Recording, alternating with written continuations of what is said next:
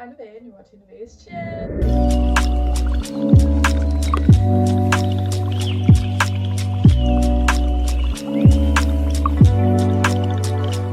Hello, and on today's episode, we are going to be talking about minimizing yourself. It kind of ties in with vulnerability because sometimes when we're vulnerable and we don't feel like it was received properly or even comforted, sometimes we then shrink ourselves in our own mind because we're like, oh, people don't react well to that, so I'm gonna stop doing that. That's not exactly what you're supposed to do. It's not what you're supposed to do at all, actually. So yeah, minimizing yourself is something that happens in everyone's life at some point. Mainly, I don't know how to say this without like triggering people, but mainly childhood trauma. The more you minimize yourself, the more you experienced minimizing as a child. Most of the time. Sometimes it could just be your own voice, but majority of the time it was from a loved one or guardian or even friendships when you were a child or your parents, of course. But it's not important to figure out who did it. It's more important to figure out how to get out of it. Minimizing yourself can be a trait of people pleasing. This is gonna be a bit hard. It could be a trait of people pleasing or abandonment issues or a whole lot of things. I'm not diagnosing you, obviously. I don't even know who I'm speaking to at this moment, but it's trauma. And yes, there's emotional trauma, there is physical trauma, there are a lot of traumas actually. So when you minimize yourself, it's kind of more emotional trauma that you've suffered through or physical. There's obviously exceptions for all of those, but it's what part of you were taught that people don't receive well, basically. It can be taught through subconscious or literally being told, don't talk about yourself or don't do this or that. It doesn't matter how it happened, it just matters that it did happen, like I said earlier, and we're going to tell you, I'm going to tell you how to get out of that because it's a vicious cycle. Let me tell you that. I know that for a fact. But a great way that I learned how to get out of it, which learned / taught myself, was asking myself, would I say what I'm saying to myself to a friend? If I was like, no, I don't feel important enough to be in their day, if that makes sense, like, no, I'm not going to text them because maybe I don't matter that much to them.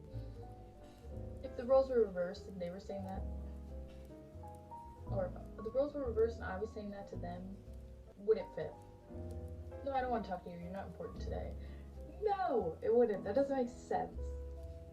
Obviously, there are scenarios where minimizing yourself is due to the reaction other people have, but we have to reprogram to remember every reaction isn't based off you.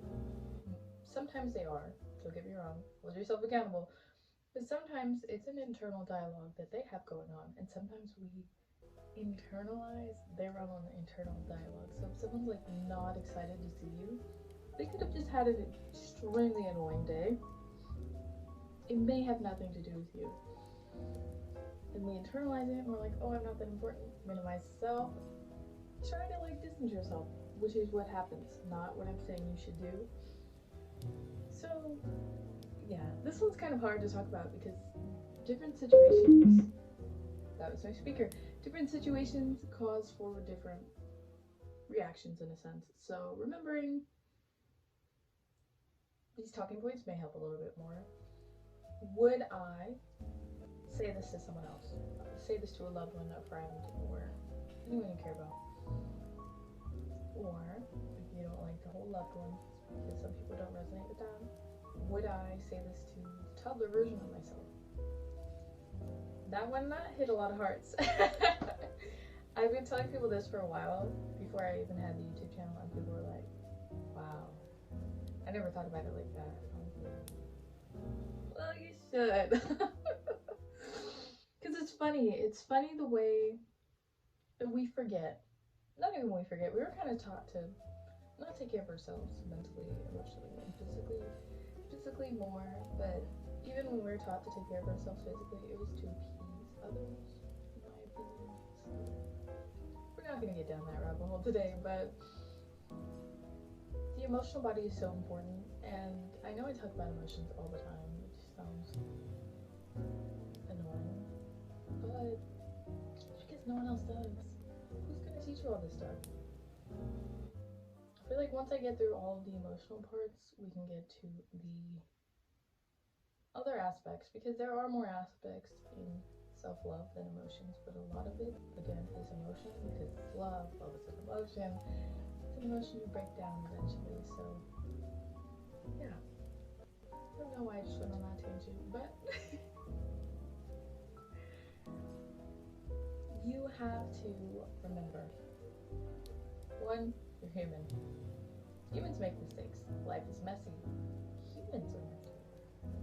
And yes, I know you're going to refer yourself back to the idolized version of whoever you're thinking of, but even they have felt insecure, not enough, and not worthy at some point in their life, whether they would admit it or not.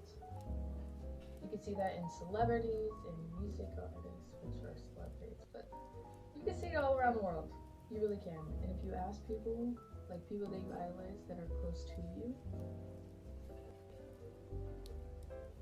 how they see themselves, you'd be very surprised.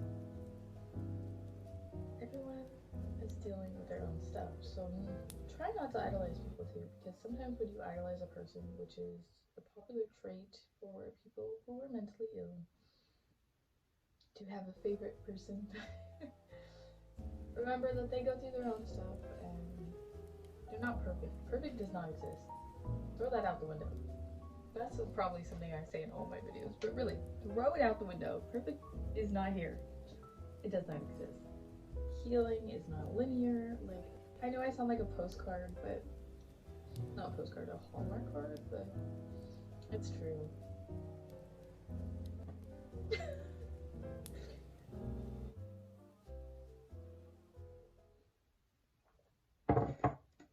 But really, remembering that idolizing people, one, is not healthy. You're putting them on a pedestal, which will eventually demonize them when they act normal, like a human, and they have a mistake, and your whole world is thrown because you thought they were perfect. It can cause problems in relationships. I can do a video on that after I have, I think, 3 more videos I have to film after this one, because you have some great suggestions. But I'll do it later. It'll be a video. It's kind of hard to talk about minimizing yourself because there's so many aspects to it. So maybe, I don't know. I'm always saying I'll make a video about it, or there'll be multiple videos, but we just need to calm down for a minute. Minimizing yourself is unhealthy. It is a trait that is taught to you from a very young age. Yes, I'm just rerunning what I've said already, but also you can fix it. But you have to be aware. You have to be self-aware of what's going on and why. I'm rambling. I had coffee and it kicked in. Like right now. You have to be aware, and I have a self-awareness video to kind of teach you how to do that. And when you start to make yourself feel small, remember that the ideas that you're putting in your own head have not been said to you by the person or the environment around you. You're supposed to take up space. You are literal matter, so you have to exist. And the only reason that you feel small at that moment is because you have created the standard for this, I don't know how to say it. It was like this box that you have to check off. And that's not true. That's not life. No one's life goes exactly how they wanted it to. Yes, there are people who can kind of, but not exactly how, because they can't. You can't. It's unpredictable, and change is inevitable. So here we go, sounding like a cardigan. But what I'm saying is, minimizing yourself comes from lower self-esteem, and lower self-esteem comes from the way that you believe the world views you. But the world can only view you the way you view yourself. In your own head. That sounded like a lot of words. What I mean by that is, you can change the way you're perceived by people by showing up as the person you want to be. And if the person you want to be doesn't minimize themselves, then you have to stop doing it. Stop telling yourself that you're not good enough, you're not smart enough, or you're not enough of anything. No. Enough should not be in your vocabulary, because you're meeting a criteria that doesn't exist. You wouldn't look at a 2-year-old and be like, wow, you failed, you're not enough. And if you would, that's a problem. But you see what I'm saying? It's kind of like these boundaries that we put on ourselves that are unhealthy. And I don't know where we picked it up from, but we need to drop them off. Leave them where they started. They don't exist, and they don't need to. We will change, we will grow, we will learn, we'll make mistakes, and that's part of life. So take up space, speak your mind, say things you care about and you're passionate about, and every other thing. Expression is so important. And even just feeling like, today I'm going to be loud, I'm going to be annoying. Maybe not annoying, but I'm going to be loud, I'm going to be happy, I'm going to be excited. I deserve to be. It's kind of stemmed more in the idea of yourself, and all of my other videos help that. So I know this video was kind of all over the place. I had just drank coffee and maybe was very excited to make this video, but I don't know. I hope you enjoyed. I hope like this made sense, because for me it sounds like I'm rambling, but a lot of people say when I ramble that it makes sense. So yeah, I guess I'll see you in the next one. Hopefully that one will be more put together. But take up space. You deserve to.